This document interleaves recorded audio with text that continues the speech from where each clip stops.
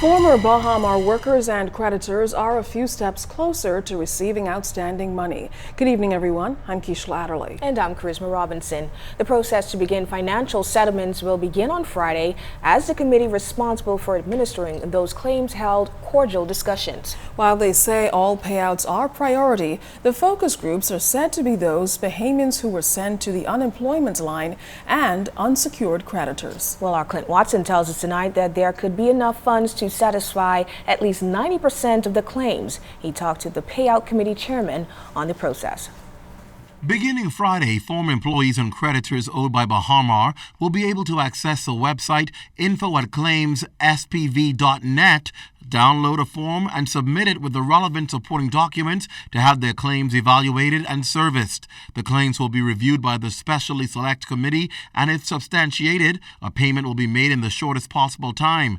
As for past employees, their information, according to head of the committee, James Smith, is already logged with the Human Resources section and can be verified. The emphasis is clearly on the salaried employees, and that group will be paid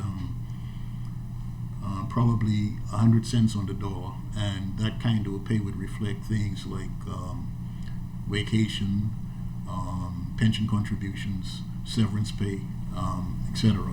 And when it comes to the unsecured creditor, whatever's left over will be, I suppose, paid to that group of people from the residual. But at this point, we are not in a position to say how much that is, because that is determined by the amount of claims that are submitted.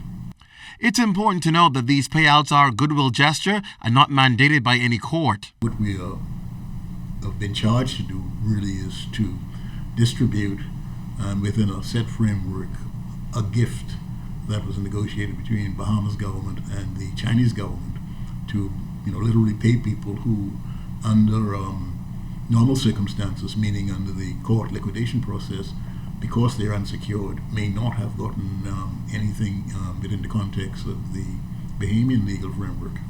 The amount that will be provided by the China Exim Bank is not known at this time, and officials aren't releasing any overall figure of what payouts may look like for obvious reasons. Smith denounced those criticisms that suggest the committee can handpick who will be paid and when they will be paid and what amounts they might receive. In the court, it's not up to the committee. We have nothing that would be sort of arbitrarily paid out, and our interest is in seeing that the priorities that was given to us, meaning that make sure that that group of people who are Bahamians, and that involves actually certifying that you're a Bahamian. We don't have much leeway in terms of what we ultimately do.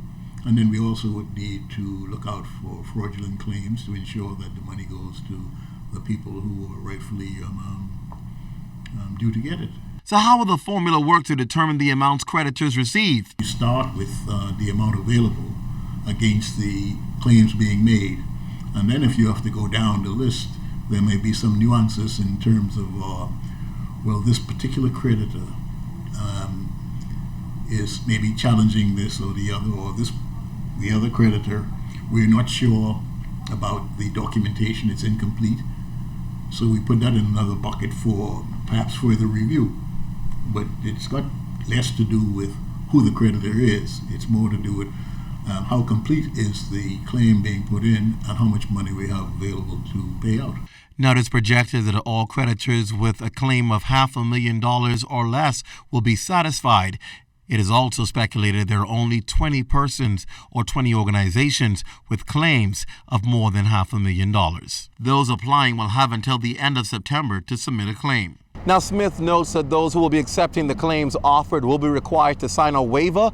That waiver will ensure that this claim that has been put forth will now have been considered settled in full. Clint Watson, ZNS Network News.